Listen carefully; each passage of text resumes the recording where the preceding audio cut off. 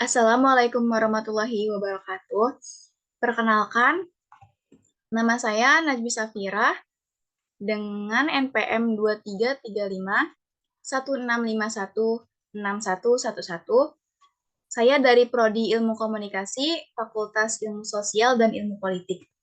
Di sini saya akan menjelaskan apa itu interaksi sosial dalam mata kuliah pengantar sosiologi. Ini adalah subbab yang akan saya jelaskan dalam video kali ini.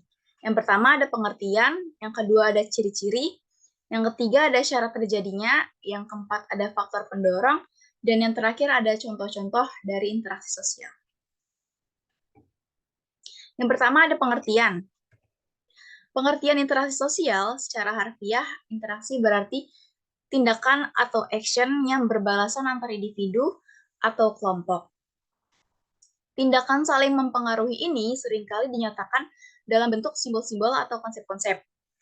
Interaksi sosial adalah hubungan timbal balik antara individu dengan individu maupun kelompok atau kelompok dengan kelompok.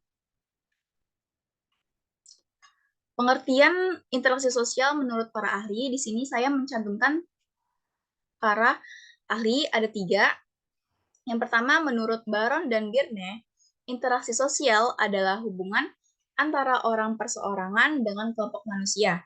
Sedangkan menurut Homans, interaksi sosial adalah kejadian ketika aktivitas seseorang terhadap individu lainnya diberi ganjaran atau hukuman menggunakan tindakan orang lain. Sedangkan menurut Bonner, interaksi sosial merupakan hubungan antara 2 orang atau lebih di mana perilakunya saling mempengaruhi, mengubah, atau memperbaiki perilaku individu lainnya. Interaksi sosial terwujud dalam aksi dan reaksi.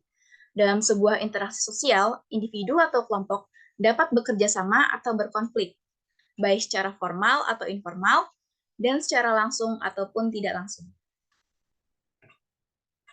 Interaksi sosial juga dapat terjadi melalui berbagai bentuk, seperti pertukaran sosial, kerjasama, konflik sosial, dan persaingan. Interaksi sosial merupakan bagian penting dari kehidupan manusia, memungkinkan mereka untuk berhubungan, bekerja sama, dan memahami satu sama lain.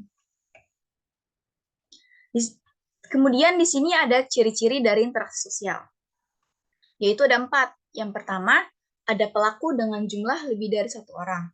Yang kedua, ada komunikasi antar pelaku dengan menggunakan simbol-simbol. Yang ketiga, ada dimensi waktu yang menentukan sifat aksi yang sedang berlangsung. Dan yang terakhir, ada tujuan-tujuan tertentu.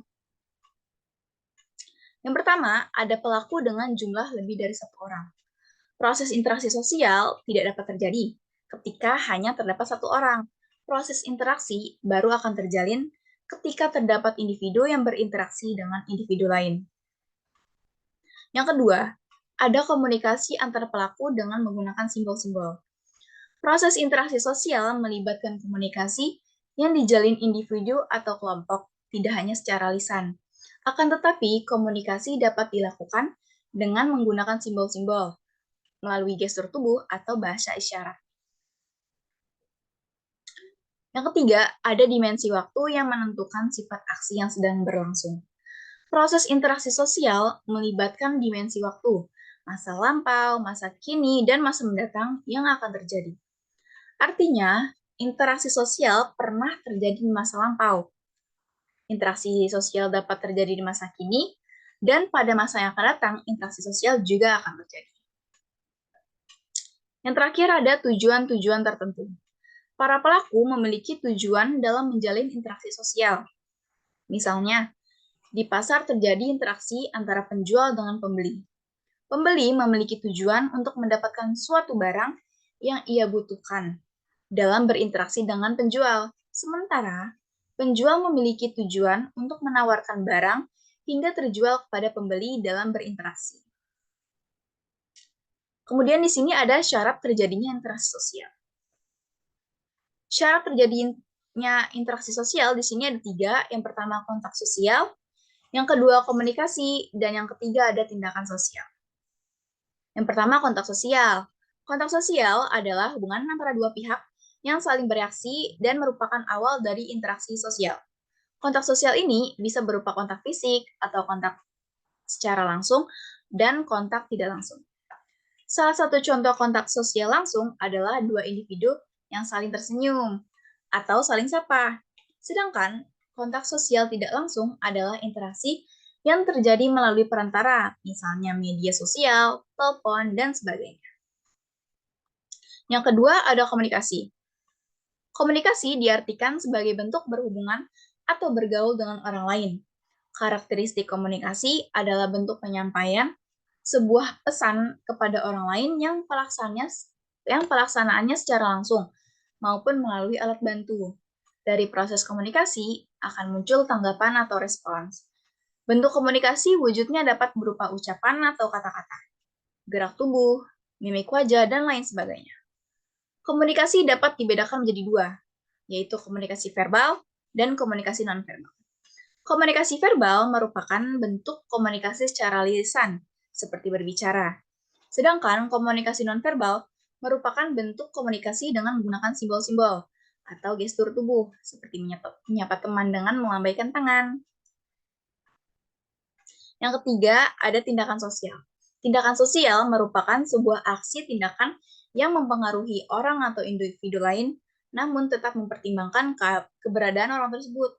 Tindakan sosial dibagi menjadi 4 macam, yaitu tindakan rasional berorientasi nilai, tindakan tradisional, dan tindakan afektif.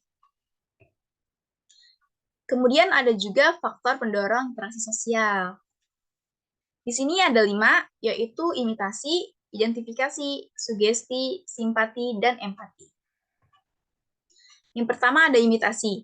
Imitasi adalah suatu proses belajar dengan cara meniru atau mengikuti perilaku orang lain. Contohnya itu, seorang anak yang bercita-cita menjadi seorang dokter berpenampilan menggunakan pakaian dokter, seolah dirinya berperan sebagai dokter. Yang kedua ada identifikasi. Identifikasi adalah suatu dorongan untuk menjadi identik atau sama dengan orang lain.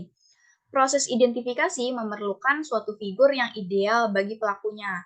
Contohnya itu, seorang pria asal Indonesia yang bernama Adam Jackson secara keseluruhan menyerupai sosok sang idola, si Michael Jackson.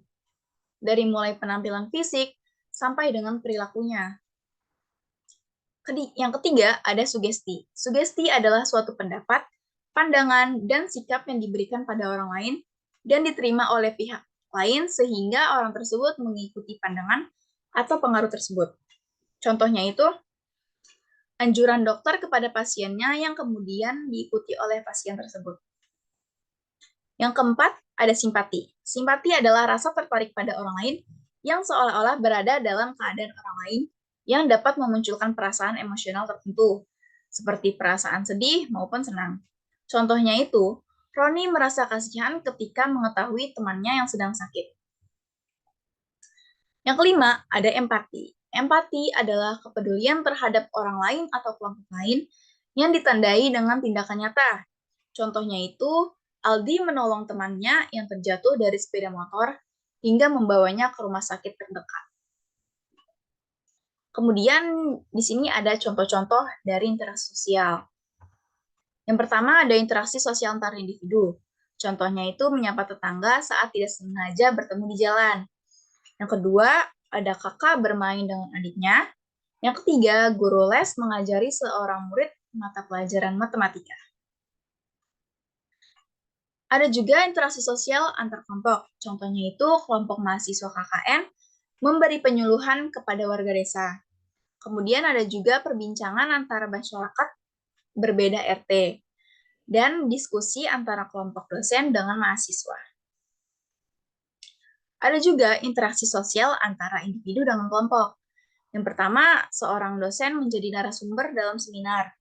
Yang kedua, kepala sekolah berbicara dengan seluruh siswa dalam upacara bendera. Dan yang ketiga, pemimpin organisasi memimpin rapat internal. Sekian dari saya. Mohon maaf jika ada kesalahan. Wassalamualaikum warahmatullahi wabarakatuh.